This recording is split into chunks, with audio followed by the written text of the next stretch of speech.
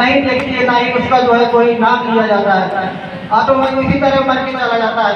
इसलिए उनको ज्ञान हुआ कि क्यों न एक ऐसे लोगों को मार्ग के लिए हम प्रेरित करें। तो 29 वर्ष की आयु में वो अपने महल से निकल लेते हैं और ज्ञान की प्राप्ति के लिए भटकते रहते हैं। बहुत से मनवादी कहते हैं कि पीपल के वृक्ष के नीचे बैठने से अगर ज्ञान प्राप्त होता है तो सबको पीपल के नीचे बैठना चाहिए और ज्ञान प्राप्त करना चाहिए।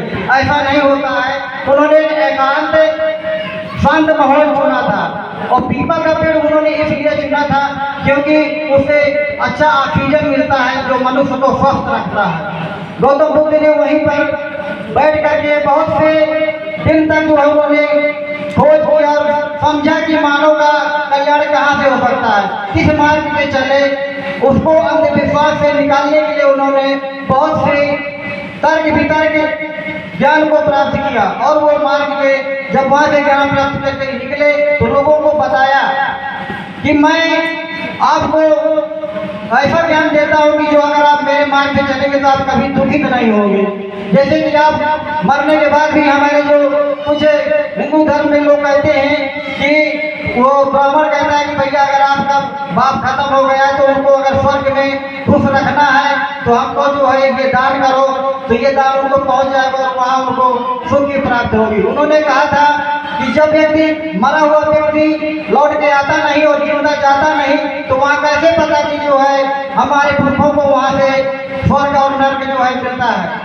उन्होंने कहा था कि ऐसा नहीं है। इंसान एक हर जीवों की तरह इंसान भी एक जीव है जो जन्म लेता है और जो है मरता है, उसी तरह युग चलता रहता है, ऐसा कुछ नहीं। उन्होंने कहा था कि तर्क से आप काम लो, किसी के कहने पर हमें जो है उस पर भटकना नहीं चाहिए। अगर मैं भी आपको जो ज्ञान बताता हूँ कि इस रास्ते से चलो, अगर आपको लगता है कि ये ठीक है तो आप उस मार्ग में चले। अपने विवेक के आधार पे आपको भी अपना ज्ञान लगा करके और जीवन जीने का तरीका चलना चाहिए। इसीलिए गौतम बुद्ध के मार्ग को बाबा साहब ने चुना था कि अगर आप हिंदू बने रहेंगे तो हमेशा दो दर्जे के नागरिक रहेंगे, आपको सताया जाएगा, पीड़ित किया जाएगा।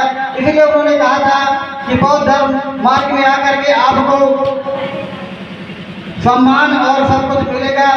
इसलिए बाबा साहब के मार्ग में चलने के लिए हम लोग सब प्रेरित हैं कि हिंदू धर्म में जब तक आप रहेंगे तब तक आपको अपमान और तमाम प्रकार की समस्याओं का सामना करना पड़ेगा।